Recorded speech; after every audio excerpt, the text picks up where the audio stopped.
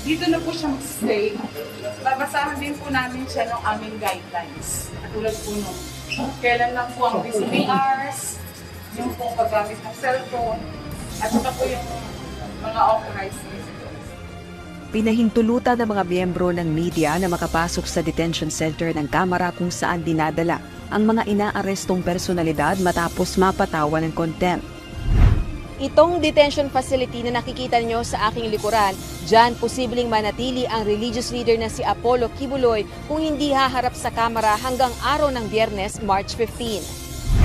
Pinatawa ng contempt si Kibuloy dahil sa hindi pagdalo sa pagdinig ng House Committee on Legislative Franchises kaugnay ng panukalang bawiin ang prangkisa ng Sunshine Media Network International o SMNI. Si Kibuloy ang honorary chairperson ng network.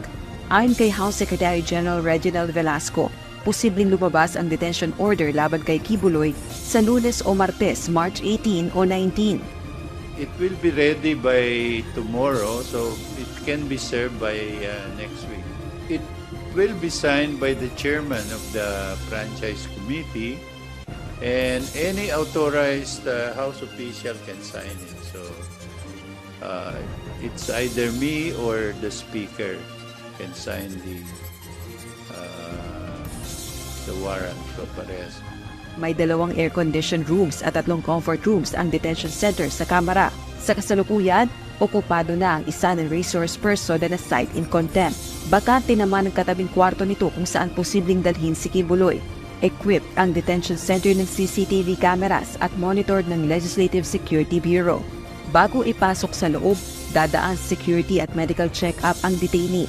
Pwedeng gumamit ng cellphone sa loob ng pasilidad, subalit 30 minuto lamang kada araw ang ibibigay na oras. Maaari namang hilingin na palawigin ito sa House Committee na nagpa-contempt sa detainee. Alas 9 hanggang alas 11 ng umaga o 1 hanggang alas 3 ng hapon, Lunes hanggang Sabado ang visiting hours sa detention center. Samantala, welcome naman para sa Makabayan Bloc lawmakers ang pagkakapasa ng panukalang batas na nagsusulong na bawiin ang prangkisa ng Suara Sub Media Corporation na nag-ooperate sa ilalim ng business name na Sunshine Media Network International o SMNI. Bunsod umano ito ng sari-saring paglabag sa prangkisa ng network gaya ng fake news peddling, red tagging at paglabag sa broadcasting standards. Yung hindi pagsipot ni Kibuloy sa pagdinig ng komite ay nagpapakita ng kanyang pag-iwas sa accountability. Akala ko ba ay appointed son of God siya? Bakit takot siyang humarap sa Kongreso? Sabi ni Apollo Kibuloy, siya daw ang pipirma sa kaligtasan ng tao. Ang tanong natin ngayon, mapipirmahan ba niya ang sarili niyang kaligtasan?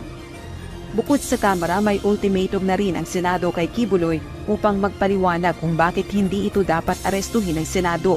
Kaugnay naman ito ng ginagawang investigasyon ng Senado sa mga alegasyon ng sexual crimes laban sa religious leader.